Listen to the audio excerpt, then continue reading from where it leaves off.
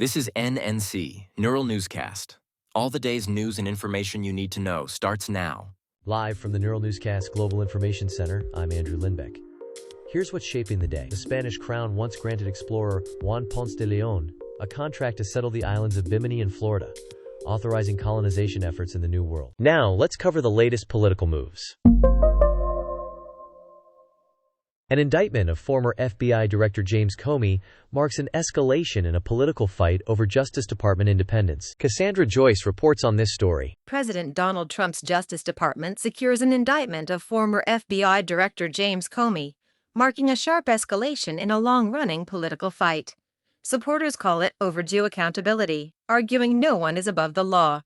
Critics frame it as retribution against a one-time Trump critic and a threat to DOJ independence. Legal experts note indictments require a grand jury, but the timing fuels debate about prosecutorial discretion. Comey denies wrongdoing and says he will contest the charges in court.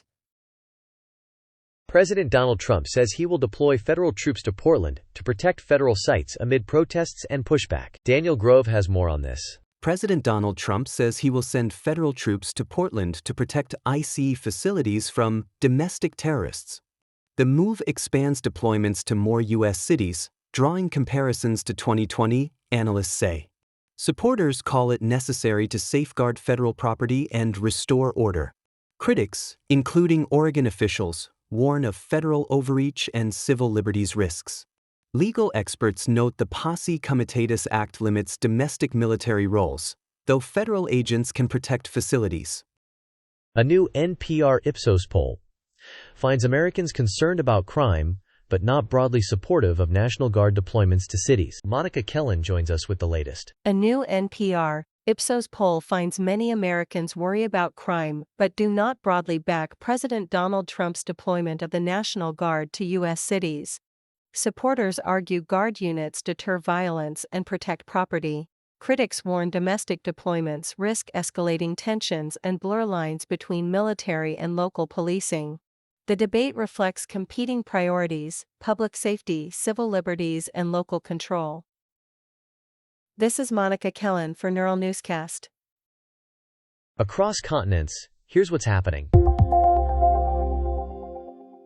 A deadly crowd crush at a political rally in Tamil Nadu kills dozens and raises urgent concerns about event safety. Sarah Wheaton joins us with the latest. More than 30 people die in a crowd crush at a political rally in Tamil Nadu, India. Tens of thousands pack a campaign event for actor-turned-politician Joseph Vijay, triggering a deadly stampede. Local officials say victims include women and older adults. Hospitals in Chennai and nearby districts treat dozens with fractures and head injuries. Police open an inquiry into crowd control failures and venue capacity. The state government promises compensation to families and orders safety reviews for future rallies. Vijay pauses campaigning and calls the deaths heartbreaking, while parties urge stricter event protocols. Separate reports put the death toll at least 36 at actor Joseph Vijay's political event in India. Gaza health officials say Israeli strikes killed dozens, including civilians gathered for aid, intensifying concerns about hospitals and supplies. The U.S. revokes Colombian President Gustavo Petro's visa after remarks U.S. officials called reckless, straining a key partnership. Cassandra Joyce has more on this. The United States revokes Colombian President Gustavo Petro's visa after remarks in New York. Petro tells U.S. soldiers to disobey Trump's orders while addressing a protest. U.S. officials call the comments reckless and incendiary and move to restrict his travel. The decision strains ties with a key regional partner that cooperates on migration and drug policy. It also injects U.S. politics into Colombia's diplomacy. Petro, elected in 2022, faces pressure at home and abroad to clarify his stance. Stay ahead with NNC, Neural Newscast. Subscribe, share, and revisit our archives at nnewscast.com. The latest from the world of innovation. Hundreds of South Korean government services remain offline after a lithium battery exploded at a data center, officials say. Here's Kara Swift with more. Hundreds of South Korean government services remain offline after a lithium battery exploded at a data center. Officials say the blast occurred during maintenance and sparked a fire that crews extinguished. The outage affects portals for permits, social services, and some tax functions nationwide. Agencies deploy backup systems and manual workarounds, but delays continue. Investigators examine the battery unit and safety protocols to prevent a repeat. The Interior Ministry calls restoration the top priority and urges patience as systems come back online. This is Kara Swift for Neural Newscast. Business and finance stories coming up. Leo Gerard, who led the United Steelworkers and fought for trade measures, has died at 78, labor leaders say. Iran faces new UN sanctions that could deepen inflation and intensify shortages for families across the country. Let's hear from Jason Miller. Iran faces new UN sanctions as inflation hits 40% and daily life strains. Families report rising food prices, weaker paychecks, and longer lines for essentials. Cities endure power cuts and water shortages that disrupt factories, shops, and homes. Economists warn tighter trade limits could squeeze imports and push up costs. The rial's slide reduces purchasing power and drives more cash into hard assets. Small businesses cut hours to manage utility gaps. Households stockpile staples, preparing for tougher months ahead. This is Jason Miller for Neural Newscast. Breakthroughs and findings from the scientific world. A million-year-old partial hominin skull in China could force a rethink of the human family tree, researchers say. A look at environmental news and issues. Florida's stricter flood-resistant rebuilding rules force homeowners to elevate or demolish, reshaping coastal communities. Samuel Green joins us with the latest.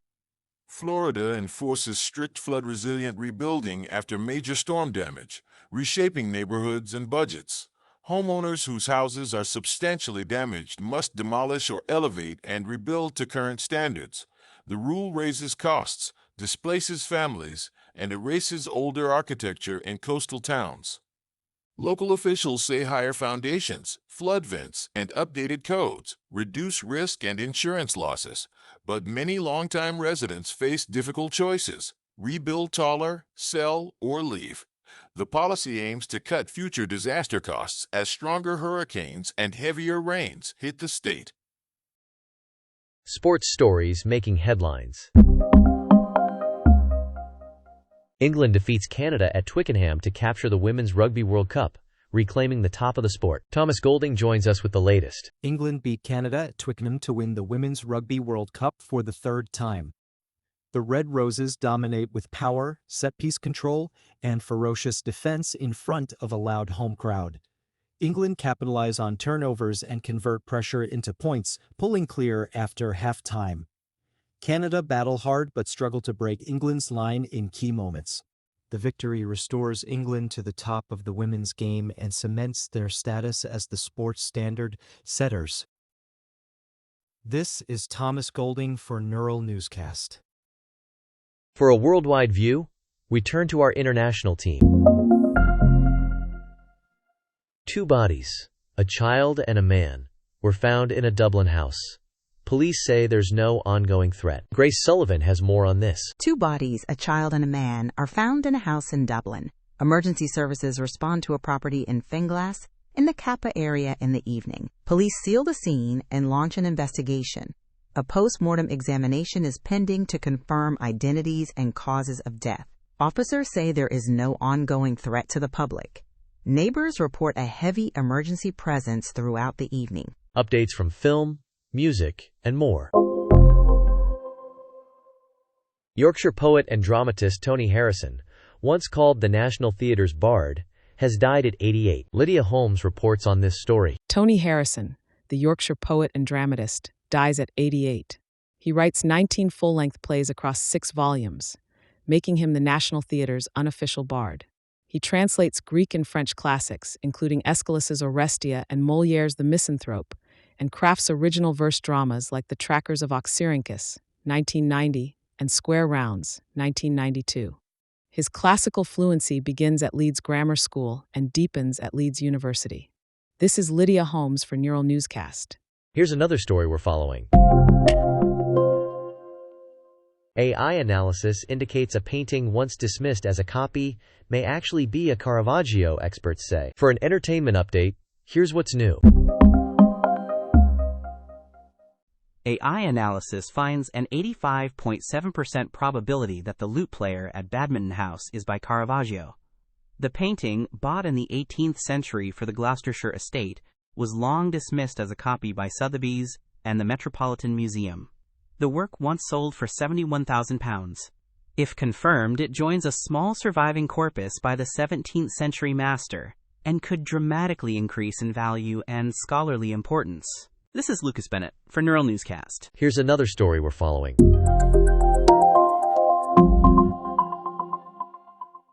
That wraps our headlines for this hour.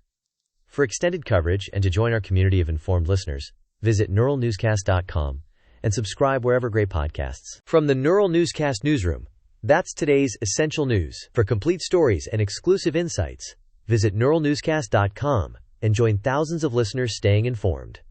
I'm Andrew Lindbeck, signing off. Now, a look at the political landscape.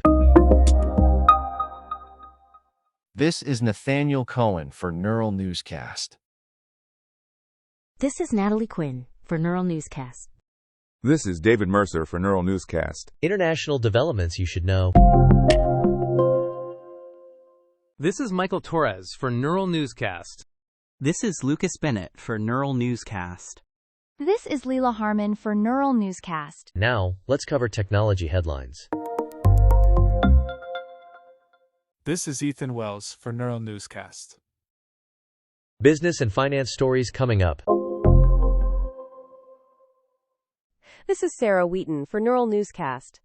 This is Michael Torres for Neural Newscast. Here's the latest in science. This is Jason Miller for Neural Newscast. Game results and big plays coming up. This is Nicholas Morgan for Neural Newscast. Let's turn to entertainment news.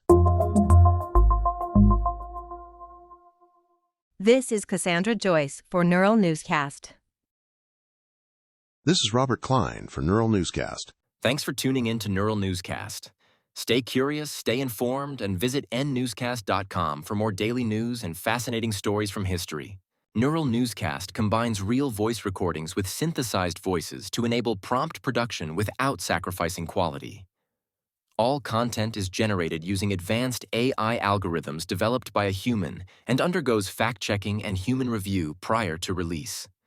While we strive for factual, non-biased reporting and actively work to prevent AI hallucinations, AI-generated content can occasionally contain errors.